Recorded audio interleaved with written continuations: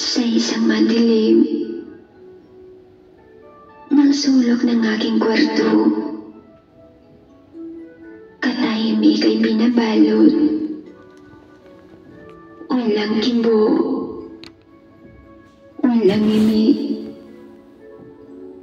kundi hikbi lang ang iyong maririnig habang nakaupo at nag-iisip. Hindi ko alam kung nananaginip. Iniisip kung bakit sa akin pinagkait ang saya na gusto kong makamit. Ang daya, sobrang madaya, laging nakatulala. Iniisip ka kung saan ka na nga ba. Pero ni isang sagot wala akong nadama. Bakit nga ba? Bakit lumisan ka bigla? Lumisan na wala man lang paalam. Ako'y nanghihinayang. Saan nga ba ako nagkulang? At anong nagawang kasalanan para ako'y iyong biglang iniwan? Patawarin mo ako kung ano ang nagawang kasalanan. Kasalanan na hindi ko mabayaran. Sapagkat ikaw ay lumisan.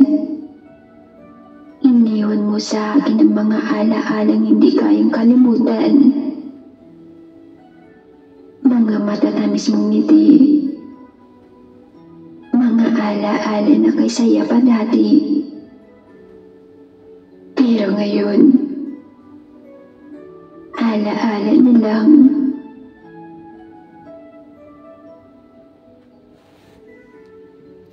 Pwede ba? Huwag mo akong sisisihin sa isang bagay na ikaw ang may gawa. Pinatawad naman kita eh. Pinatawad kita ng paulit-ulit. Pero anong ginawa mo? Paulit-ulit mo akong sinasaktan. Paulit-ulit mo akong pinapaiyak. At paulit-ulit mo din akong niloloko. Kaya kung may sisisihan ka man, kung bakit ako nagkakaganito, yun ay sa sarili mo mismo. Kaya nagkakaganito ako. Dahil sa pinaggagawa mo.